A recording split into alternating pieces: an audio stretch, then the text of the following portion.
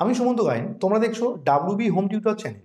তোমরা যারা এবছরের মাধ্যমিক পরীক্ষার্থী আছো তাদের যাতে কম সংখ্যক প্রশ্ন পড়ে বেশি নম্বর তোলা যায়, এজন্য আমি চলতরিৎ এবং আলো অধ্যায় অর্থাৎ সবচেয়ে যে দুটো বড় অধ্যায় সেই অধ্যায় থেকে মাত্র 15খানা কোশ্চেন রেখেছি। এই 15খানা প্রশ্ন যদি তোমরা ভালোভাবে তৈরি করো তাহলে এখান থেকে অবশ্যই তোমরা কমন পাবে। তো এখানে দেখো, আমি আলো অধ্যায় থেকে মোট 7টা প্রশ্ন রেখেছি আর চলতরিৎ অধ্যায় থেকে 8টা প্রশ্ন রেখেছি, অর্থাৎ এই হলো মোট 15খানা মেন কোশ্চেন। দেখো, যদি তোমরা এই প্রশ্নগুলো ক্লিয়ার করো তাহলে এখান থেকে কিন্তু অবশ্যই তোমরা কমন পাবে। তো দেখো কি কি প্রশ্ন রেখেছি। ফার্স্ট দেখো, উত্তল বা অবতল দর্পণের ক্ষেত্রে প্রমাণ করো আর ইকুয়ালস টু 2f। অর্থাৎ উত্তল দর্পণের ক্ষেত্রে প্রমাণ করতে হবে আর ইকুয়ালস টু 2f, অর্থাৎ বক্রতা ব্যাসার্ধ ফোকাস দূরত্বের দ্বিগুণ। আবার অবতল দর্পণের ক্ষেত্রেও কিন্তু এই আর ইকুয়ালস টু 2f এটা প্রমাণ করবে।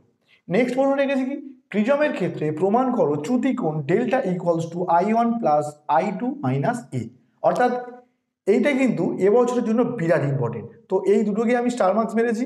এছাড়াও তোমরা কিন্তু আরও একটা প্রমাণ ক্লিয়ার করে রাখবে কি, আলোর প্রতিসরণের ক্ষেত্রে প্রমাণ করো I1 ইকুয়ালস টু I2, অর্থাৎ আপতন কোণ এবং নির্গমন কোণ পরস্পর সমান হয়। এছাড়াও দেখো, চারের প্রশ্ন রেখেছি আলোর প্রতিসরণের সূত্র দুটি লেখো। আর কি, দ্বিতীয় সূত্রের গাণিতিক রূপ, অর্থাৎ দ্বিতীয় সূত্রটা কি, স্নেলের সূত্র, অর্থাৎ sine i by sine r equals to mu. দেখো, এটা দিয়ে কিন্তু অঙ্ক তোমাদের আসতে পারে।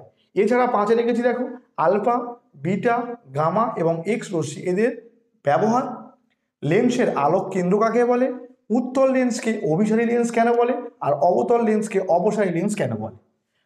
লাস্ট প্রশ্ন কি, কাঁচের প্রতিসরাঙ্ক 1.5 বলতে কি বোঝায়। এছাড়া কিন্তু আলোর কিছু অঙ্ক তোমরা ক্লিয়ার করে রাখবে মিউ দিয়ে। দেখো, এখানে আমরা এবারে চলতরিতে আসছি।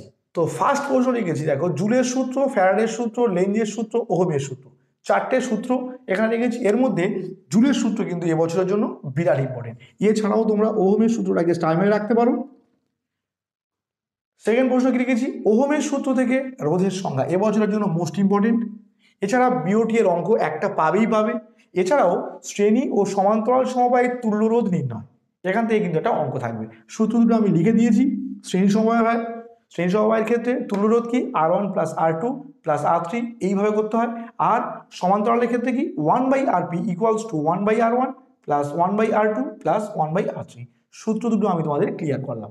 এবার আসি 11 প্রশ্ন কি রেখেছি, তড়িৎচালক বল ও বিভব প্রভেদের মধ্যে পার্থক্য। নেক্সট, সিএফএল ও এলইডির মধ্যে পার্থক্য। 13 নম্বর রেখেছি, ডিসি অপেক্ষা এসি সুবিধাজনক কেন। নেক্সট, ফিউজ তার কি, এর উপাদান, কার্যনীতি আর ব্যবহার করবে। এছাড়া লাস্ট প্রশ্ন রেখেছি, পরিবাহী রোধ কোন কোন বিষয়ের উপর নির্ভর করে। যদি তোমরা এই 15টা কোশ্চেন ক্লিয়ার করতে পারো তাহলে আমি কথা দিচ্ছি আলো এবং চলতরিৎ এই অধ্যায় থেকে তোমরা অবশ্যই প্রশ্নগুলোকে কমন পাবে। তো ভিডিওটি যদি তোমাদের একটু ভালো লেগে থাকে ভিডিওটিতে অবশ্যই একটি লাইক দিও, চ্যানেলে নতুন হলে চ্যানেলটিকে সাবস্ক্রাইব করে আমাদের পাশে থেকো। তো আজকের ভিডিও এই পর্যন্ত রাখলাম, দেখা হবে পরের ভিডিওতে।